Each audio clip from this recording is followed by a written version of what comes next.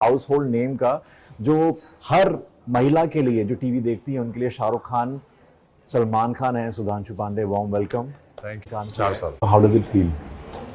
No, for me it is a well thought of decision. तो मुझे ऐसा नहीं लगता है कि मुझे कोई भी इस तरह का धक्का बैठा है, क्योंकि डिसीजन मेरा है। राइट। तो मुझे ऐसा कुछ नहीं लग रहा है कि अरे यार कल से मैं सेट पे नहीं जाऊंगा, या ऐसा नहीं। और 4 साल एक शो को मैंने अपना खून पसीना दिया है। राइट। और एक कैरेक्टर को, एक किरदार को उस तरह से निभाया कि आज पता चल रहा है कि लोग उससे कितना इमोशनली जुड़े हुए हैं। तो मुझे लग रहा है कि कुछ तो मैंने अच्छा किया है, जो लोग इतना इमोशनली जुड़े हुए हैं।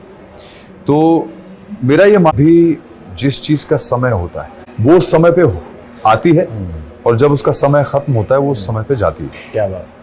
और इस चीज़ का चाहे कुछ भी जरिया बने, वजह बने, उसमें हमको जाने की ज़रूरत नहीं है, क्योंकि अल्टीमेट जो चीज़ होनी है वो तो हो रही है ना। और 4 साल बहुत लंबा समय होता है।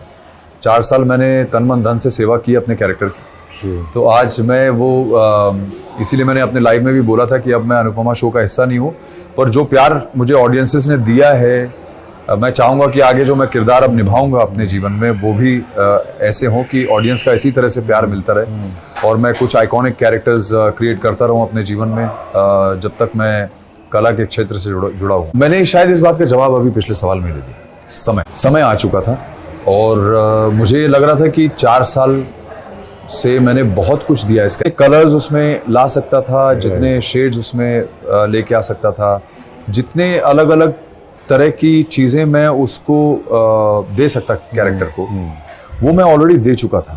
तो मुझे ऐसा लग रहा था काफ़ी समय से कि शायद अब मैं एज एन एक्टर एग्जॉस्ट हो रहा हूँ, तो समय आने वाला है, और वो समय आ गया। और जिस दिन आया उस दिन मैं जो है सबको मिलके गले लगा के वहाँ से निकल गया। तो ये सुधांशु बहुत इंस्टेंट डिसीजन था कि अब अंदर से आवाज आ चुकी है, now I really want to go ahead in life, या फिर it took a lot of time, months, years, और जस्ट फ्यू वीक्स डिसीजन?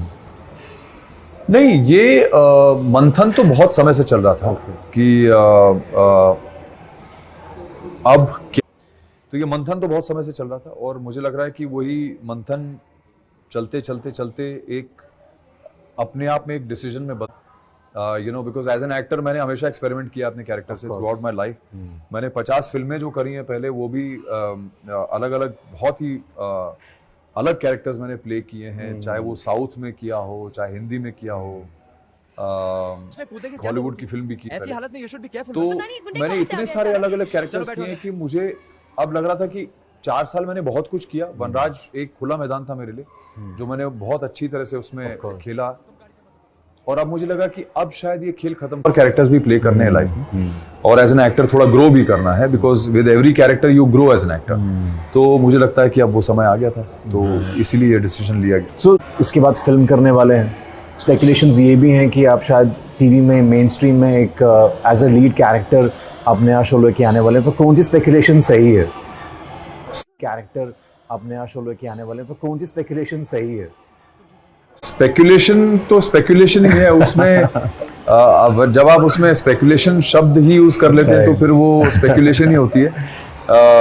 पर मुझे लगता है कि इसमें भी लोगों का प्यार है कि लोग मुझे किस किस चीज़ में देखना चाहते हैं। स्पेकुलेट कर रहे हैं। स्पेकुलेट कर, वो तो पॉसिबल नहीं होगा, पर डेफिनेटली मैं और चीज़ें कर रहा हूँ। तो मुझे लगता है कि बहुत जल्द लोगों को पता चल जाएगा कि मैं और क्या चीज़ें कर रहा हूँ, कुछ अच्छी चीज़ें हो रही हैं। और एक कलाकार के जीवन में कभी भी वो तो रुकता ही नहीं है, तो हम कुछ ना कुछ तो करते ही रहते हैं। ऑब्वियसली मैं अपना पैशन भी परस्यू किया है रिसेंटली, कुछ महीनों पहले से मैं अपने बैंड के साथ रीयूनाइट हुआ, बैंड ऑफ बॉयज। अपना एल्बम एक रिलीज किया है which is doing very well. क्या बात। और जो पहला म्यूजिक वीडियो हमने अभी रिलीज किया, गोरी अगेन, वो बहुत अच्छा चल रहा है, is doing very very well, is got great views and a huge number of plays also. So, and we have 2 more videos now coming, one after the other. तो ये सब चीज़ें तो चली नहीं साइड में, because music has always been a passion, and we are now thinking in terms of doing a world tour, an India tour.